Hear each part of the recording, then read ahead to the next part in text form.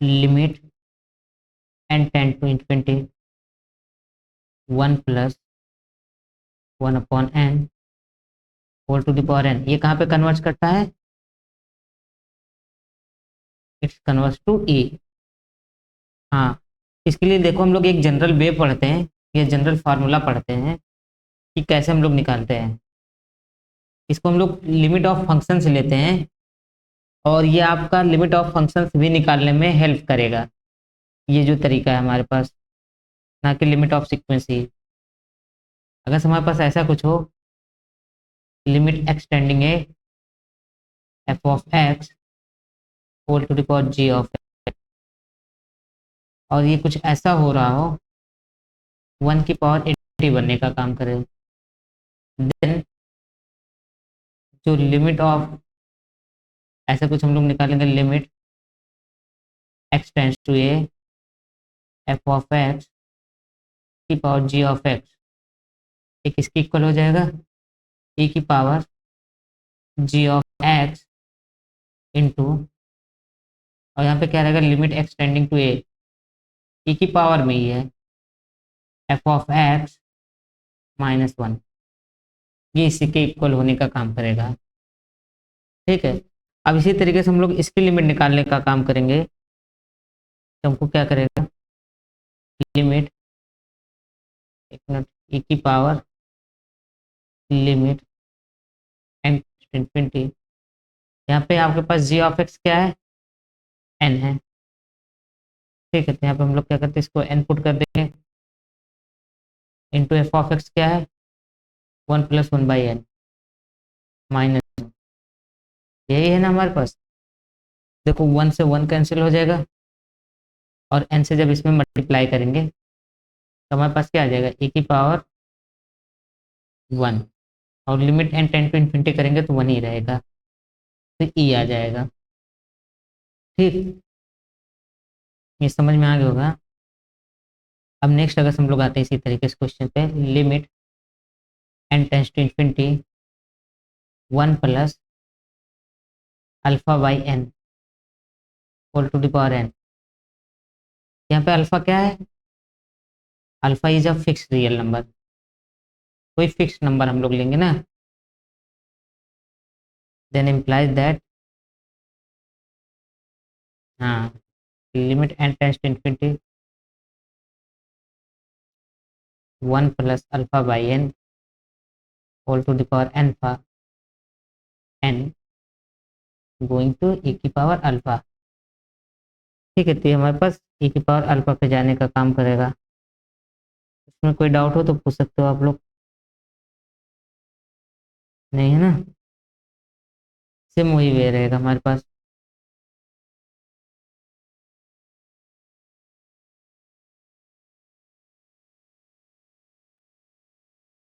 हाँ, हम लोग लॉग लेके भी कर सकते हैं, उसमें कोई बात नहीं है, ये हमने जस्ट शॉर्ट वे बताया है ना।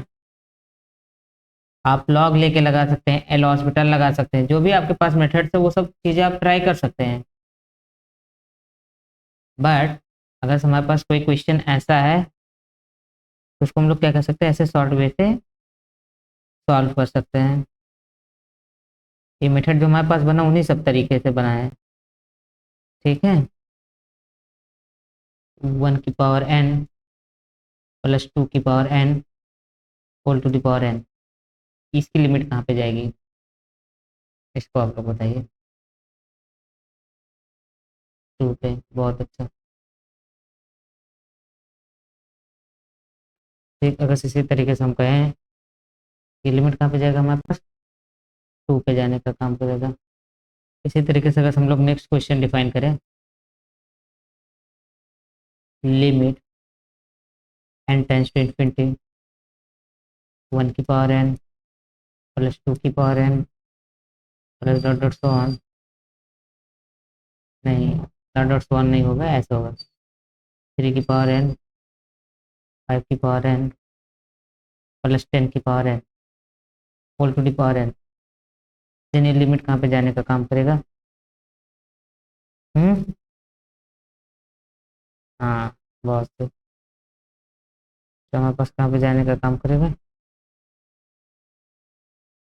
10 पे। यहाँ से हम लोग क्या बोल सकते हैं? क्या यहाँ से कुछ बोल सकते हैं? हम्म,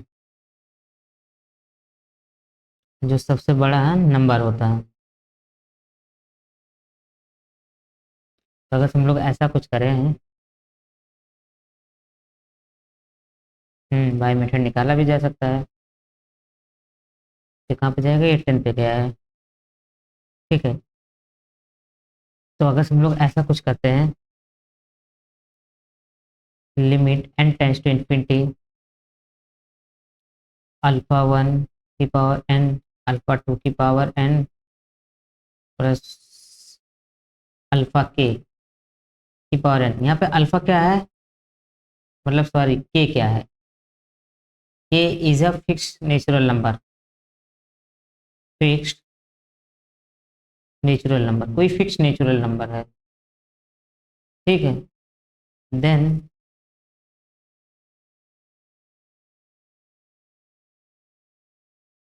then limit N tends to infinity alpha one की पावर एन, अल्फा टू की power N plus alpha K की पावर एन और टू दी पावर एन। ये कहाँ पे जाएगा? मैक्स ऑफ, यहाँ पे सब क्या हो गया, ये सब ग्रेटर देन जीरो है। Alpha one, alpha two, so on alpha N, इस पे जाने का काम करेगा ना, जो इनमें मैक्सिमम होगा। यहाँ पे ये सबके सभी नंबर्स क्या है? ग्रेटर देन जीरो है। ठीक है, इसमें कोई डाउट है? एक क्वेश्चन और हम दे रहे हैं लिमिट का, जो कि आईआईटी जैम में आया हुआ था। इसकी लिमिट हमको निकालनी है, limit N tends to infinity A ten e की पावर, एक मिनट ब्रैकेट बनेगा, 1/2n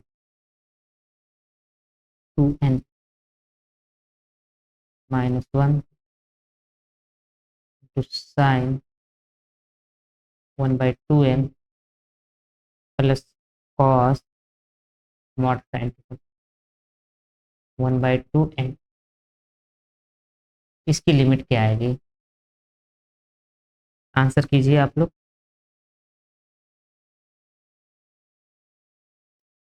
हम्म,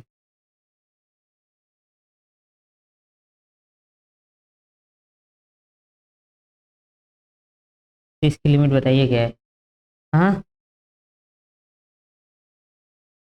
ये जो है कॉस 1/2n, ये मॉड के अंदर है, बाकी सब देखिए ये ब्रैकेट है। ठीक है। अब एक और आंसर आपने बताया, तो ये एकदम करेक्ट है। ठीक है, तो आंसर कितना आएगा? 4 आएगा। बट इसको सॉल्व कैसे किया आपने?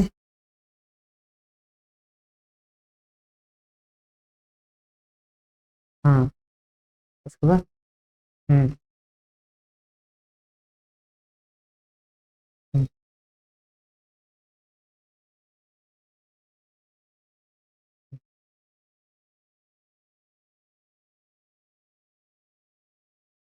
हम्म। तो अगर से हम यहाँ पे ऐसे देखें, इसको दो पेयर ऑफ सीक्वेंस बनाने का काम करें। ठीक है, आगे चल के आपको समझ, हाँ, आपको समझ में अभी आएगा जब हम दो सीक्वेंस का बताएंगे कि अगर दो सीक्वेंस का प्रोडक्ट हो तो वो कैसे कन्वर्ट करेगा। ठीक है, एक सीक्वेंस इसको आप एक्स एन मानिए और इसको वाई एन मानिए अभी के लिए। तो ये देखो, ये वाला कहाँ पे कन्वर्ट कर रहा है? जब एन टेंस टू इन्फिनिटी करेंगे तो ये तो हमारा जाएगा जीरो पे, साइन 1/2n। और ये क्या होगा, कॉस 1/2n। ये कहाँ पे जाएगा? कॉस जीरो पे जाएगा, जो कि 1 पे। इस तरीके से हमारा कहाँ पे आएगा? 1 पे आ जाएगा। बट प्रॉब्लम हमारे पास क्या है इसको सॉल्व करने में? तो अगर हम इसकी लिमिट निकालें, limit N tends to infinity A ten e की पावर 1/2n है ना, इसका हम लोग क्या कर सकते हैं, एक्सपोनेंशियल एक्सपेंशन लगा देते हैं। Limit n tends to infinity A ten, इसका जो एक्सपेंशन आएगा क्या आएगा, 1 plus 1/2n plus 1/2 factorial into 1/2n का स्क्वायर प्लस 100 आने से जाएगा हमारा, लास्ट में हमारे पास क्या बचेगा, -1। ठीक है, ये देखो कि +1 से -1 कैंसिल हो गया, हमारे पास ये टर्म बचेगा। और जब यहाँ पे देखो ओनली n का टर्म है, इसलिए हम लोग n को इजीली अंदर मल्टीप्लाई भी कर सकते हैं। जब n को हम लोग अंदर मल्टीप्लाई करेंगे तो एक n से ये एक n से कैंसिल हो जाएगा, बट इधर सब क्या होगा, n की पावर 1 3 एंड सो ऑन, कुछ ना कुछ बचते चले जाएंगे n की पावर में। ठीक है, तो हमारे पास ये कुछ ऐसा दिखने का काम करेगा। 8 को हम लोग बाहर निकाल लेते हैं, limit n tends to infinity 1/2 plus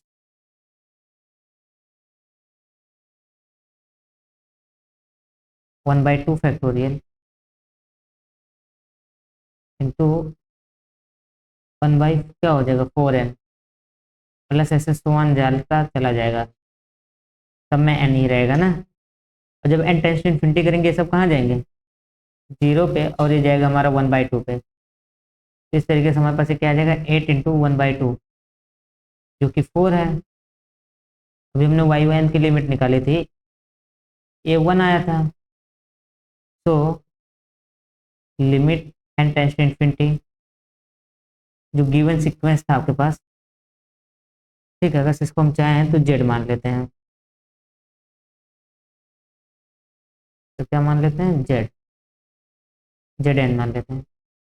तो जेड एन हमारा कहाँ कन्वर्ट करेगा, 4 पे। तो ये हमारे पास क्या हो जाएगा, आंसर हो जाएगा। इसमें कोई डाउट हो तो पूछ सकते हो आप। ठीक, हम, हाँ क्या कह रहे हैं, हाँ हाँ, अच्छा e⁻1/2n ना, यही ब्रैकेट का आप कह रहे हैं एक्सपेंशन करने का ना। हाँ, तो वही एक्सपेंशन तो हमने किया ही है, वही तो एक्सपेंशन करके हमने सॉल्व किया है। इधर 1 बचेगा। ठीक है, बस यहाँ पे हम लोगों ने एक कंडीशन लगाया है xn इंटू वाई एन वाला। अगर दो सीक्वेंस हमको पता हो, इसको हम दो सीक्वेंस में इजीली बना सकते हैं। ठीक है, उन चीज़ों को भी हम लोग देखते हैं। तो हमारे पास देखो कुछ नोट्स हैं कन्वर्जेंट सीक्वेंस से रिलेटेड। तो नोट्स हमारे पास क्या क्या है, पहला,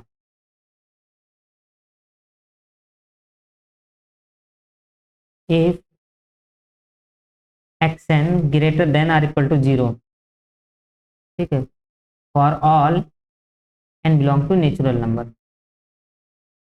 देन यहाँ पे देखो हम लोग पहले लिख देते हैं limit xn is equal to l। देखो, चाहे ऐसे डिफाइन किया जाए चाहे ऐसे डिफाइन किया जाए, दोनों का मतलब सेम ही होगा। ठीक है, then l can not be negative number. ठीक है, यहाँ पे चाहे तो हम लोग ग्रेटर देन के लिए भी डिफाइन कर सकते हैं। अगर एक्शन हमारा क्या हो, ग्रेटर देन 0 हो, देन हमारे पास l कभी भी निगेटिव नंबर नहीं होगा, बट 0 हो सकता है ना। ऐसा कोई सीक्वेंस आपको याद है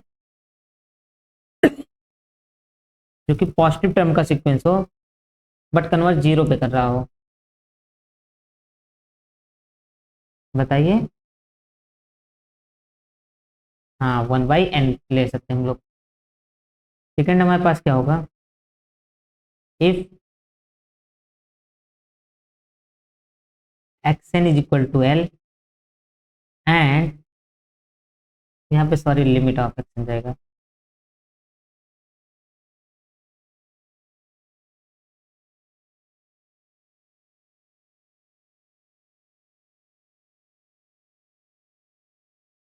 limit N tends to infinity X N is equal to L हो,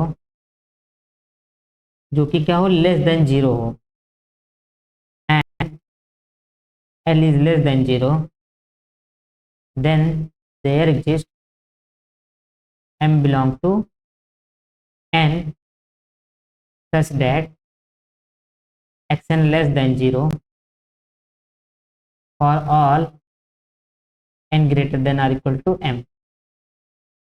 कि मतलब अगर लिमिट लेस देन जीरो होगा तो वहां पे क्या होगा कि कोई ना कोई एक m ऐसा जरूर मिलेगा कि xn क्या हो जाएगा, लेस देन जीरो होने का काम करेगा, for all n greater than or equal to m। I hope ये समझ में आ रहा होगा। अब इन दोनों की बेसिस पे आप जो इसके पहले क्वेश्चन डिस्कस किया गया उसके बारे में अब आप लोग बता सकते हैं कि क्यों हम लोगों ने 1 अपॉन अल्फा को ही लिया था एज अ लिमिट, ना कि -1 upon square root of alpha.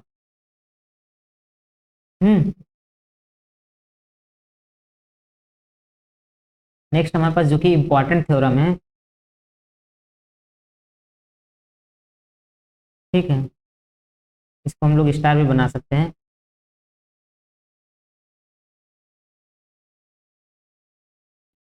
Sequence, एक मिनट,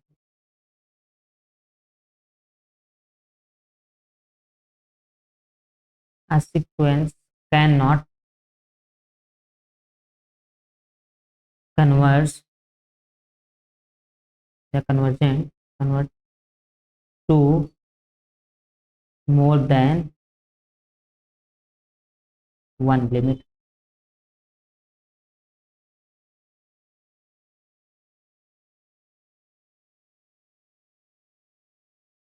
इसका मतलब क्या हुआ, limit of sequence is unique, that is limit of convergent sequence is unique। तो ये देखिए लिमिट पॉइंट और लिमिट में डिफरेंस है। ये लिमिट पॉइंट क्या होता था, किसी एक सीक्वेंस के पास एक से ज्यादा भी हो सकते थे, बट कन्वर्जेंट सीक्वेंस के पास जो लिमिट आएगा वो क्या होगा, यूनिक ही होगा,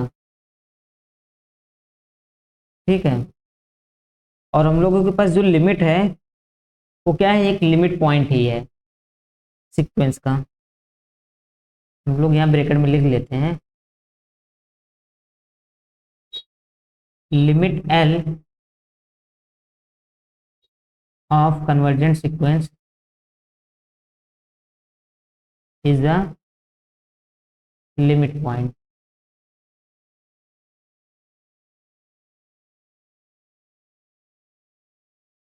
ऑफ दैट सीक्वेंस। अगर कोई कन्वर्जेंट सीक्वेंस दिया है तो जो उसका लिमिट निकलता है वही लिमिट पॉइंट होता है, और लिमिट बोला यूनिक है, इसका मतलब लिमिट पॉइंट भी तो यूनिक ही होना चाहिए, ठीक है। तो चलो इसको हम लोग प्रूफ को देख लेते हैं, रिलेट करते हैं। लेट एक्सन, ये ऐसे बोलते हैं, लेट, देखो हमको सबसे पहले क्या करना होगा इसको प्रूफ करने के लिए, सबसे पहले दो लिमिट हमको चाहिए होगा ना। हम लोग कंट्राडिक्शन मेथड से जाते हैं। कंट्राडिक्शन मेथड क्या है, हमको इसके अपोजिट मानना होगा। तो अपोजिट मानना होगा, तो अपोजिट मानने का मतलब क्या है, दो लिमिट मानना होगा जो कि आपस में इक्वल नहीं हो।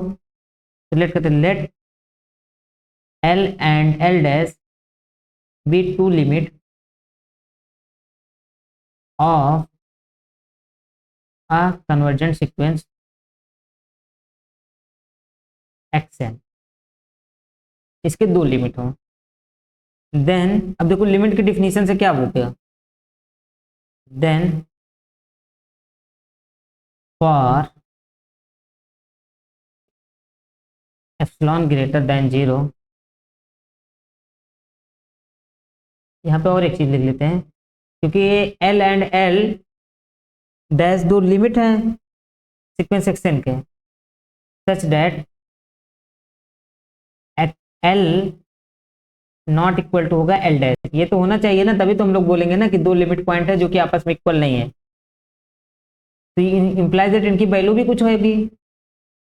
L minus L dash modulus में अगर हम लोग करते हैं, इसको हम लोग क्या करते हैं, टू एप्सिलॉन के इक्वल मान लेते हैं। हम लोग ये मानते हैं कि एप्सिलॉन कोई ग्रेटर देन जीरो एक नंबर है, where epsilon is greater than zero. Epsilon greater than कोई नंबर है, तो इनका डिफरेंस क्या होगा, तो कुछ ऐसा हो सकता है कि नहीं हो सकता है, हो सकता है ना। हम लोग को एप्सिलॉन ऐसे कुछ चूज करना है, यहाँ तक कोई डाउट तो नहीं है ना। अब देखो एक्शन क्या जा रहा है, एल पे कन्वर्ट कर रहा है। Then for any epsilon greater than zero there exist m1 belong to n such that mod of xn minus l less than epsilon for all n greater than or equal to m1। ये सही है ना, इसको 2 बना लेते हैं, इसको 1 बना लेते हैं। एक मिनट,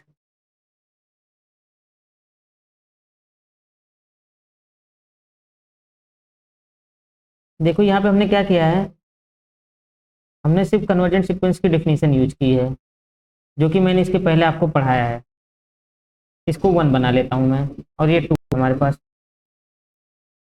ठीक है, इसी तरीके से since limit X N is equal to also L dash दिया है, ये भी दिया है हमारे पास। यहाँ पे फिर से हमारे पास वही चीज होगा, for any epsilon greater than zero तो there exist m2 belong to n such that mod of xn minus l dash less than epsilon होगा for all n greater than or equal to m2। ये हो गया, इसको हम लोगों ने क्या बनाया, 3 बना दिया।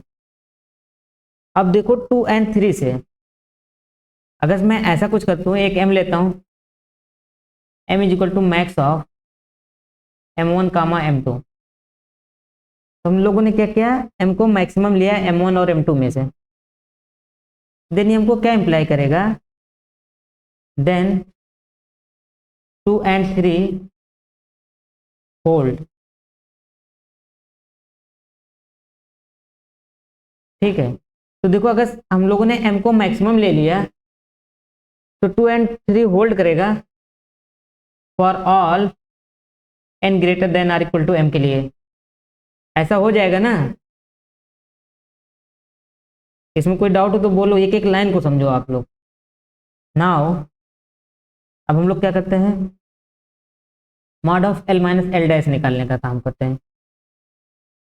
इसको हम लोग कैसा लिख सकते हैं, कुछ ऐसा भी लिख सकते हैं, l minus X N plus X N minus L dash. अगर देखो इसको एक टर्म मानो, इसको एक टर्म मानो, तो यहाँ पे हम लोग ट्राइंगल इनइक्वलिटी लगा सकते हैं। तो क्या हो जाएगा, l minus X N modulus के साथ plus mod of x N minus L dash, ये आ जाएगा। अगर से इसको देखोगे तो ये लेस देन एप्सिलॉन होगा, अभी हम लोगों ने 1 से निकाला था, for all n greater than or equal to m। ऐसा कुछ हो जाएगा ना, ये भी देखो लेस देन एप्सिलॉन होगा, तो लेस देन एप्सिलॉन ये हो गया, plus is equal to 2 epsilon ये हो जाएगा। और 2 एप्सिलॉन की वैल्यू किसके इक्वल है, l माइनस एल डैश की बाई 1। यहाँ से हमारे पास क्या हो गया, l minus L dash less than l minus L dash modulus sign के साथ। अब ये बताओ, रियल नंबर जब हम लोगों ने बिगनिंग में ही पढ़ा था,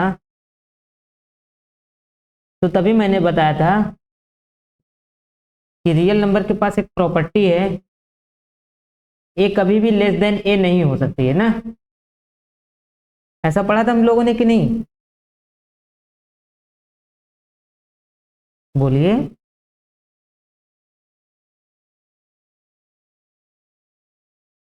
कोई चीज़ समझ में नहीं आ रहा हो तो पूछ सकते हो आप कि कैसे हो रहा है सर। ये चीज़ हमने पढ़ा था ना, और अगर इसको हमने पढ़ा था कहाँ से, इक्वेशन 3 से। एक मिनट, देखो यहाँ तक समझ में आ गया ना, 2 और 3 तक कि ये हमारे पास डिफिनीशन से आया है, ये भी हमारे पास डिफिनीशन से आया है। और ये हमने ये माना कि अगर जैसे एल जो है एल डैश के इक्वल नहीं है, तो इसका सिंपल सिंपल सी बात है, इन दोनों का जो डिफरेंस होगा वो तो 0 के इक्वल नहीं होगा ना। सही है ना, यहाँ पे हम एल और एल डैश का जो डिफरेंस होगा ये 0 के इक्वल नहीं होगा, इसको आप बताइए। और अगर इसका मॉडुलस लगाएंगे तो कोई ना कोई एक पॉजिटिव नंबर बनेगा। तो हम लोग वो केस मानते हैं कि वो कोई जो पॉजिटिव नंबर है वो टू एप्सिलॉन के इक्वल है। इस तरीके से हमने 1 को बनाया।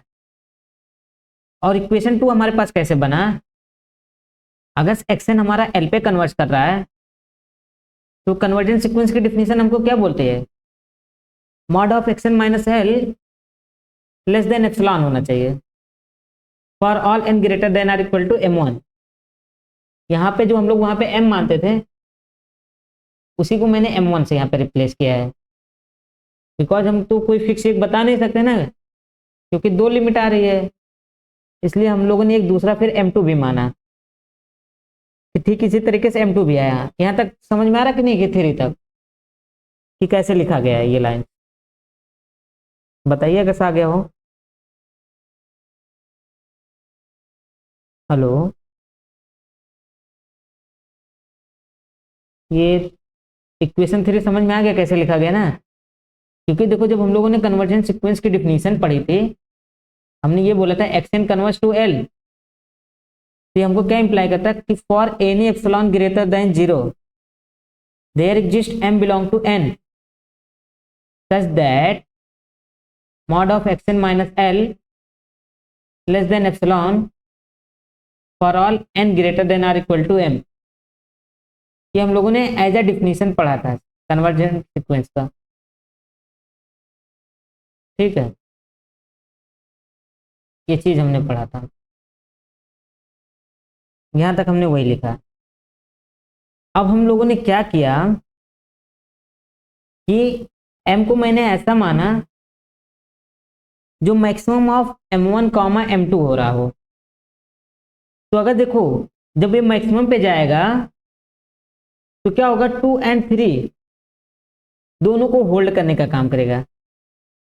क्यों, ऐसा क्यों होगा कि देखो जब ये वैल्यू n जो है n1 से बड़ी है या इक्वल होने का काम कर रहा है तो इसको होल्ड कर रहा है, और जब ये वैल्यू m2 से बड़ी या इक्वल होने का काम कर रहा है तो ये 3 को होल्ड कर रहा है। m जो इन दोनों में मैक्सिमम है, मैक्सिमम मतलब जो क्या होगा, जो दोनों में से सबसे बड़ा होगा, और अगर वो बड़ा हो गया तो इसका मतलब क्या हो गया, m जो होगा greater than or equal to m1 होगा एंड m जो होगा greater than or equal to m2 होगा। इसका मतलब क्या हो गया, इस पार्टिकुलर m के लिए 2 और 3 दोनों होल्ड होने का काम करेगा। तो इस तरीके से 2 और 3 दोनों होल्ड हो रहा है। अब हम क्या करते हैं, normally l minus L dash को डिफाइन करने का काम करते हैं, तो मॉडुलस लगाते हैं l माइनस एल डैश किया। अब इसमें से क्या होगा, मैंने क्या किया, xn को जो घटा दिया और जोड़ दिया। अब अगर किसी सेम नंबर को जोड़ो या घटाओगे तो कोई दिक्कत आएगा हमको, बताइए आप ही, नहीं आएगा ना। तो हमने वही चीज़ किया, तो यहाँ पे कोई दिक्कत नहीं आ रहा हमको। अब हम लोगों ने क्या किया, इसको ट्राइंगल इनइक्वालिटी लगाने का काम किया यहाँ पे और यहाँ पे। तो जब ट्राइंगल इनइक्वालिटी लगाया तो क्या हो गया, less than or equal to first term L minus X N plus mod of x N minus L dash. अब देखेंगे ये क्वांटिटी अभी हम लोगों ने 2 से डिफाइन किया था, for all N greater than or equal to m के लिए ये क्या हो गया, ये लेस देन एप्सिलॉन हो जाएगा। फिर ये क्या हो जाएगा, ये फिर से लेस देन एप्सिलॉन हो जाएगा मॉडुलस के साथ, बिकॉज ये भी हमने डिफाइन किया mod of x N minus L dash less than epsilon होगा। अगर से इन दोनों को जोड़ेंगे तो क्या आएगा, 2 एप्सिलॉन आएगा, जो कि किसके इक्वल है, mod of L minus L dash के।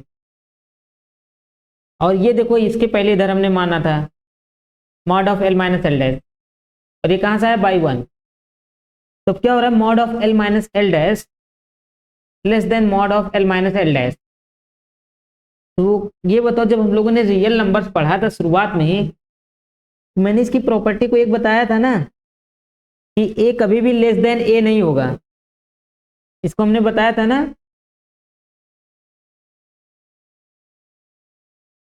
ए बिलोंग टू आर के लिए।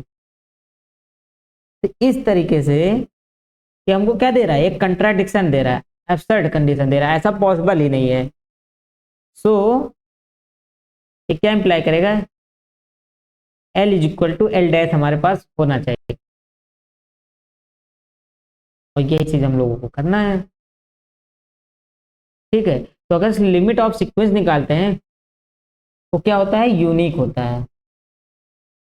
तो कन्वर्जेंट सीक्वेंस क्या करता है, वो अपने लिमिट पॉइंट पे कन्वर्ज करने का काम करता है, और सो कन्वर्जेंट सीक्वेंस के पास यूनिक लिमिट पॉइंट होती है। लिख लेते हैं हम लोग, convergent sequence converge to its limit point.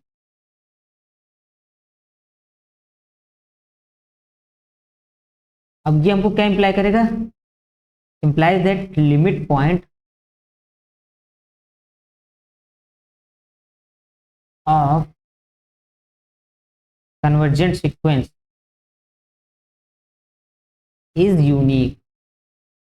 ठीक है, तो कन्वर्जेंट सीक्वेंस के पास यूनिक लिमिट पॉइंट होती है, ये भी हमारे पास एक रिजल्ट आ गया है। ठीक है, ये चीज समझ में आ रहा है ना आप लोगों को। तो कन्वर्जेंट सीक्वेंस के पास जो लिमिट पॉइंट होते हैं वो यूनिक होते हैं, और जब लिमिट पॉइंट हमने शुरुआत में पढ़ाया था तो हमने ये देखा था कि किसी एक सीक्वेंस के पास 2 लिमिट पॉइंट भी हो सकते हैं, 3 लिमिट पॉइंट भी हो सकते हैं, और बहुत सारे लिमिट पॉइंट हो सकते हैं। हाँ, तो अब इससे हम लोग क्या बोल सकते हैं, अगर किसी सीक्वेंस के पास एक से ज्यादा लिमिट पॉइंट हो रहा है तो क्या वो सीक्वेंस कन्वर्ज करेगा, नहीं। तो यहां से हमारे पास एक रिजल्ट और आया,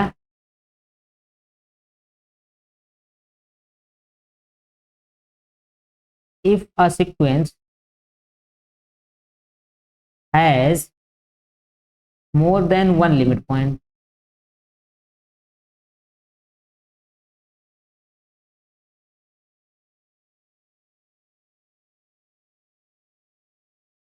then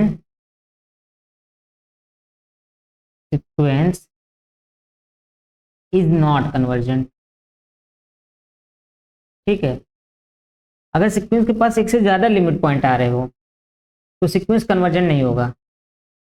तो अब कन्वर्जेंट सीक्वेंस की हेल्प से हम लोग लिमिट पॉइंट के बारे में बोल सकते हैं, और लिमिट पॉइंट की हेल्प से हम लोग कन्वर्जेंट सीक्वेंस के बारे में भी बोल सकते हैं। अच्छा, तो हम लोगों ने ये पढ़ लिया कि अगर कोई सीक्वेंस ऐसा हो जिसके पास एक से ज्यादा लिमिट पॉइंट होंगे तो वो कन्वर्जेंट नहीं होगा, बट क्या एक लिमिट पॉइंट हो तो कन्वर्जेंट सीक्वेंस होगा, ये जरूरी है। इसके लिए क्या बोलोगे आप लोग, नहीं ना, हमने एक एग्जांपल दिया था, X N is equal to 2 when N is odd else N. इसके पास 1 लिमिट पॉइंट था, वो क्या था, 2 था, बट सीक्वेंस कन्वर्जेंट नहीं है। उसको आगे हम लोग देखने का काम करेंगे। ठीक है, अच्छा ये बताओ, ये चीज समझ में आ रहा है ना, L is limit point of sequence if sequence is convergent, इसको आप कैसे बोल सकते हो।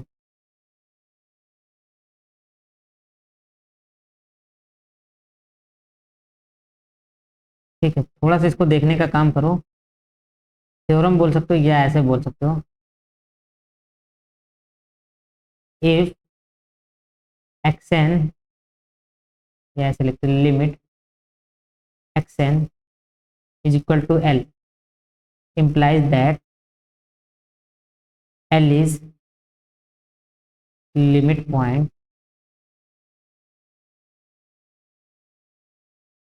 of xn। ऐसा हम लोग कैसे बोल पा रहे हैं, बता सकते हैं आप? देखो, दो लाइन का है हमारे पास। xn अगर लिमिट l पे जा रहा है, हम इसको एज ए हिंट ही दे रहे हैं। आप लोग इसको प्रॉपर प्रूफ कीजिएगा,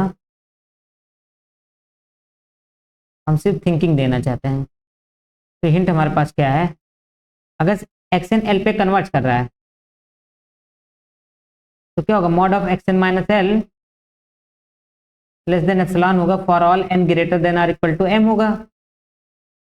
इसका मतलब क्या इंप्लाई करेगा, xn minus L less than epsilon greater than minus epsilon, और फिर ये इंप्लाई करेगा xn greater than l minus epsilon less than l plus epsilon for all n greater than or equal to m। और limit point की definition क्या थी, xn क्या होना चाहिए, इनफाइनाइटली मेनी टाइम आना चाहिए l के नाइबरहुड में। तो यहाँ पे वैसा हो रहा है कि नहीं हो रहा है? हो रहा है ना। जब n को m से बड़ा लेंगे, और इनफाइनाइटली मेनी टाइम्स हम लोग ले सकते हैं m से बड़ा या उसके इक्वल, ठीक है। तो इस तरीके से हमारे पास क्या हो जाएगा, xn जो है l minus epsilon l plus epsilon के बीच में आएगा। ये कर लोगे ना आप खुद से, सब देखो लिमिट की डिफिनीशन है, ठीक है। तो अगर इतना आप लोग कर लोगे, बस सिर्फ थिंकिंग लो और समझते जाओ और नोट्स बनाते जाओ, जिससे कि रिवीजन में हेल्प करेगा। रियल तो हम बेटर बना देंगे आप लोग का। If xn is converging to l, then any subsequence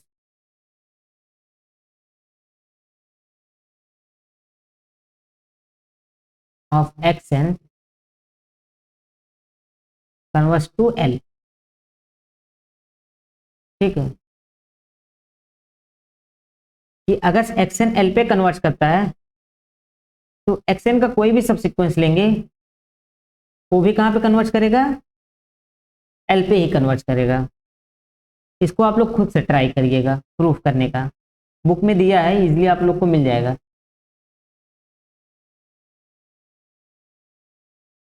ठीक, अब देखो हम लोग और सबसिक्वेंस के बारे में कुछ बोल सकते हैं।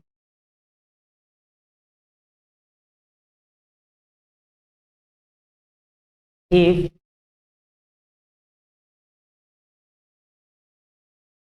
the subsequence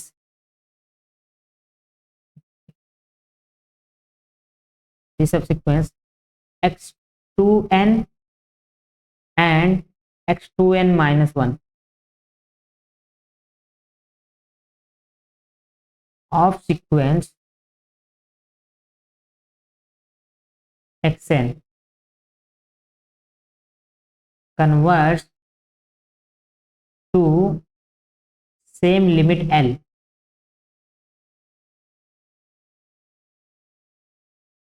then sequence xn converts to l। तो ऐसा भी हो सकता है कि अगर कोई एक सीक्वेंस दिया है, उसके दो सब सीक्वेंस हम लोग निकाल लें, और सब सीक्वेंस कैसा बने, कॉम्प्लीमेंट्री पेयर टाइप का, x2n एंड x2n माइनस 1, और अगर ये सेम लिमिट पे जा रहे हो, देन सीक्वेंस xn जो होगा कहाँ पे जाएगा, l पे ही जाने का काम करेगा। अब इसकी हेल्प से क्या हम लोग इसके बारे में कुछ बोल सकते हैं, -1 की power n is not convergent, बताइए बोल सकते हैं या नहीं? देखो x2n यहाँ पे 1 पे जाएगा, एंड x2n माइनस 1 कहाँ पे जाएगा, -1 पे जाएगा। ठीक है, और इस तरीके से ये दोनों क्या हो रहा है, डिफरेंट लिमिट पे जा रहे हैं, तो एक्सन हमारा कन्वर्ज नहीं करेगा, क्योंकि उसके लिए हमको क्या था, दोनों ही सेम लिमिट पे जाना चाहिए था। हम लोग कन्वर्सली भी बोल सकते हैं, कन्वर्सली भी ये चीज अप्लाई होगा। कन्वर्सली आप कैसे बोल सकते हो, ऊपर के रिजल्ट से। ऊपर का क्या बोलता है, कोई भी अगर सीक्वेंस एक्सन पे कन्वर्ट कर रहा है तो उसका सब सीक्वेंस भी एल पे कन्वर्ट करेगा। तो यहाँ से हम लोग कन्वर्सली चले गए हैं, और फर्स्टली हम लोग क्या होगा, सब सीक्वेंस को अगर हम एल पे कन्वर्ट करवाएंगे, देन एक्शन भी हमारा कहाँ पे जाने का काम करेगा, एल पे ही जाने का काम करेगा। तो दोनों इफेक्ट ओनली हो सकता है ना इसमें, आप बताइए, कोई डाउट? इन सबको प्रूफ आप खुद से कर लोगे ना, इसको पढ़िए आप, अगर जो ना है प्रूफ आप हमसे पूछिएगा, ट्राई योर सेल्फ। सब इजी है, दो दो लाइन के हैं, अगर सब थोड़ा सा इसको ध्यान से देखेंगे आ जाएगा। ठीक है,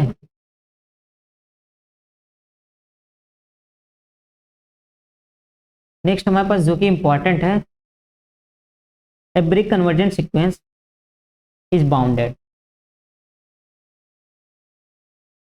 इंपॉर्टेंट तो सब है जो हम लिखवा रहे हैं, क्योंकि इन सबसे क्वेश्चन हमारा बनेगा। अब इसी चीज को हम लोग पढ़ते हैं, एवरी कन्वर्जेंट सीक्वेंस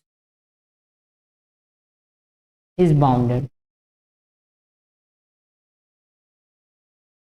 तो अगर हम लोग कोई भी कन्वर्जेंट सीक्वेंस लेते हैं तो क्या होता है, बाउंडेड होने का काम करेगा।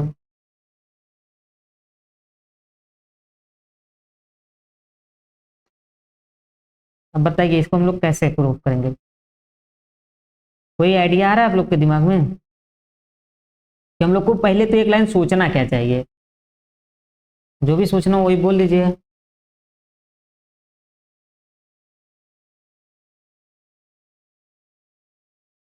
बोलिए,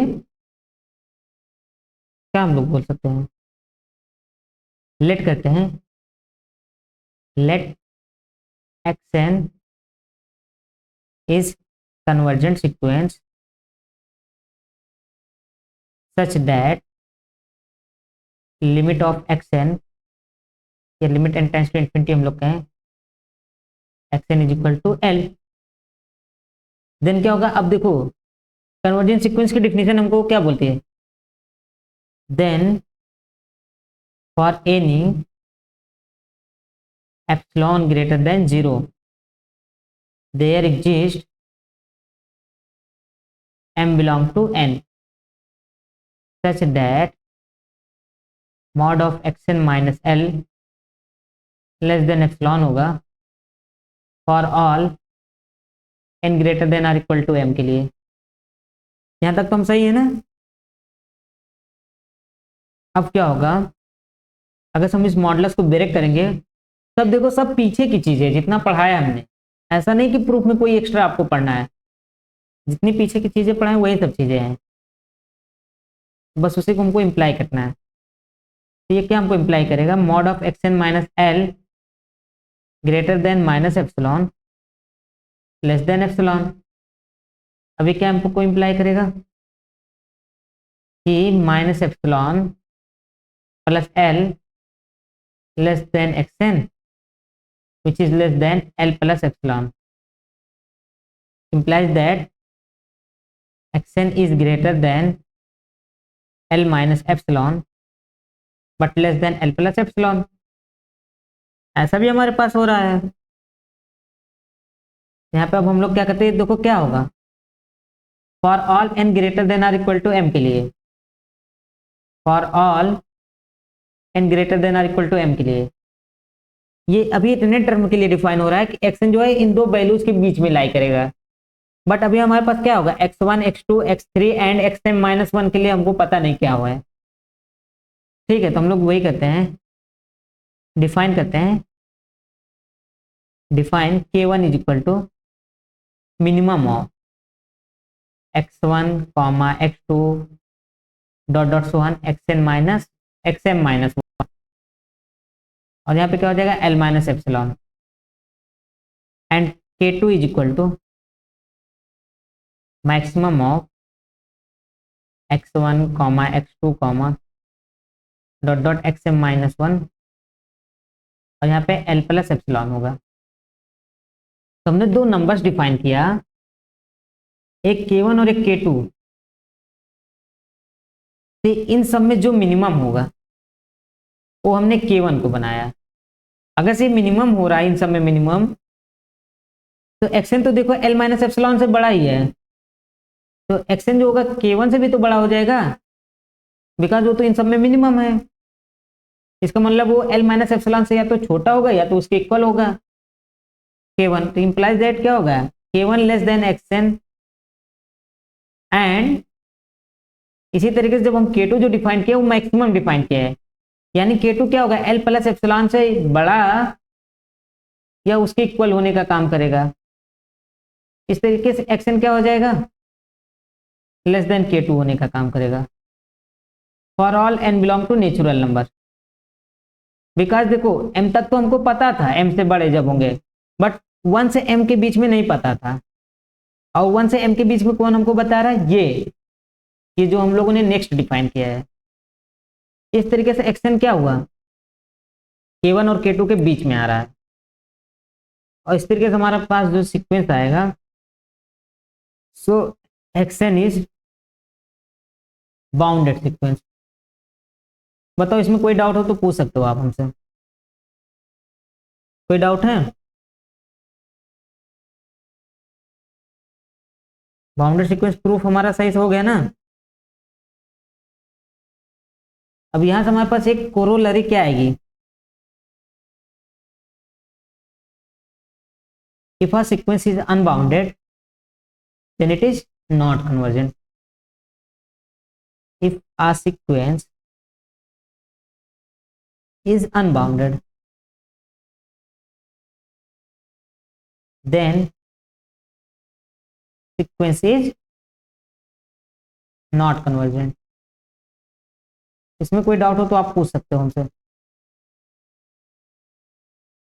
सीक्वेंस क्या होगा हमारा, कन्वर्जेंट नहीं होगा।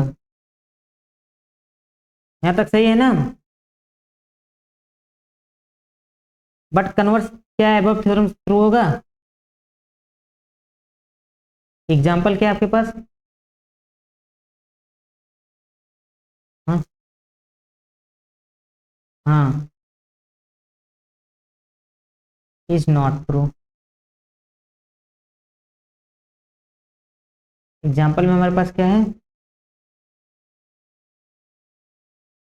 xn इज इक्वल टू -1 की power n is bounded but not convergent. तो लिमिट से हमारे पास क्या होता है, हर एग्जाम में कम से कम 2-3 क्वेश्चन आते हैं, और इस बार आईआईटी जैम में लिमिट से काफी क्वेश्चन आने का काम किया गया है, सीक्वेंस सीरीज से एंड लिमिट ऑफ फंक्शन से भी ना। तो हमको कम से कम सीक्वेंस वाले नंबर्स को कंफर्म करने हैं, बिकॉज सीक्वेंस में ही थोड़ा ज्यादा प्रॉब्लम आता है। अब हम लोग लास्ट डिफाइन करते हैं आज का, अलजेब्रा ऑफ कन्वर्जेंट सीक्वेंस। बाकी की क्लास नेक्स्ट क्लास में लेंगे, ठीक है। पढ़ने का मन है ना आपका, आप लोगों का, हाँ। Algebra of convergent sequence.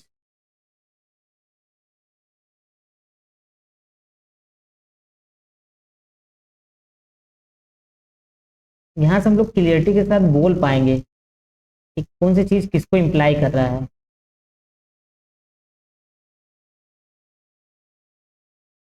तो नंबर 1 हमारे पास क्या है, एक मिनट पहले ऐसा लिखते हैं,